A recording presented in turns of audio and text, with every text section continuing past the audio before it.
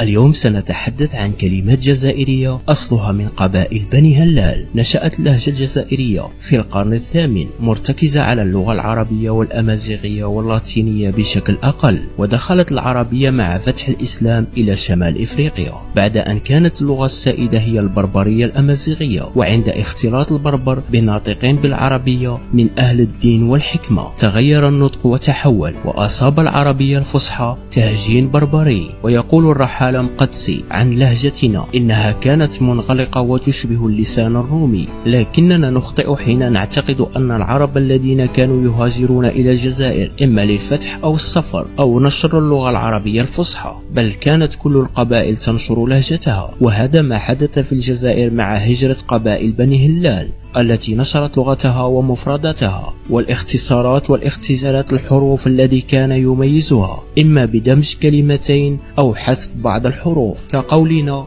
كيراك اليوم أي كيف أراك اليوم، ولا يزال البعض يقول كيف راك أو شكون، وأصلها إيشيكون، وهي نفس الكلمة التي لا تزال قبائل قيس تنطقها في سوريا. وفي الكويت تستعمل كلمة كلش التي نعرفها. وتشكل قبائل بني هلال الأغلبية السحقة من العرب الجزائر، ودخلوا المغرب الكبير سنة 1052 ميلادي. ولكن لماذا هاجروا إلى الجزائر؟ وصلت الدولة الفاطمية إلى أفواج قوتها في عهد المعز للدين الله الذي اختار القاهرة عاصمة له، وخلف على مناطق المغرب العربي بالكيان بن زيري، غير أن أحفاد بالكيان أرادوا الخروج عن الدولة الفاطمية فتمردوا. وبعد أن عجزت الدولة الفاطمية في إرسال من يردهم إلى طاعتها، أرسلوا قبائل بني هلال وبني سليم واستوطنوا مناطق السهلة وهضبات وصحار الجزائر. وإن وضعنا خريطة لغوية للجزائر في تلك الفترة، نجد أن لهجة أهل الشرق متأثرة بقبائل بني رياح الهلالية وقبائل بني عمرة بني زغبة الهلالية.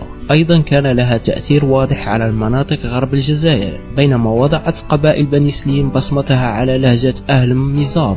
والدليل على تأثر اللغة العربية باللهجات القبائلية خاصة الهلالية منها ككلمات متداولة في أكثر من بلد، مثل كلمة أخزر التي تنتشر في جنوب العراق. كثيرة هي كلمات الجزائرية من أصل عربي الهلالي، مثل حتانا وهي حتى أنا، وفاين وهي في أين، وموراك وهي ما وراءك، ومعلباليش وهي ما على بالي شيء، وعلاش وهي على إيش، وهي لهجة بدوية. وكيفاش وهي كيف إيش في المشرق تنطق منفصلة، وفاش يعني في أي شيء. وكلمات لا تستعمل كثيرا في لهجات المشرقية لكنها تجد مكانها في لهجتنا، مثل يستقسي وأصبحت يسقسي. وحتى في تصريف الأفعال مثل ما كانش وما نهدرش، وتنقسم إلى ما الفعل شيء. وهناك كلمات نرددها دوما ولا ندري أنها ذكرت في قصائد عربية فصحى، مثل كلمة شفن جاءت في بيت للشاعر الجاهلي الكندي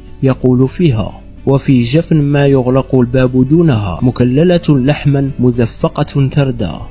وهناك الكثير من الكلمات الموجودة في الدارجة الجزائرية من أصل عربي الهلالي، مثل خراط يعني كذاب، وزنقة أي سكن ضيق، وفريتها أي فريتها، فرية أي عمل شيء فأجاده، وبين بمعنى بائن أو الظاهر. وكلمات كثيرة أخرى مثل عفس أي داس برجله. وقد ألف الشيخ بشير الإبراهيمي رحمه الله رسالة في هذا الباب سماها ألفاظ عربية في الدارجة الجزائرية، لكنها مفقودة حسب بعض المصادر، ربما كنا اعتمدنا عليها في هذا البحث البسيط. وفي الأخير لا يسعنا إلا أن نعشق أكثر لهجتنا في كل شبر من هذا التراب الغالي.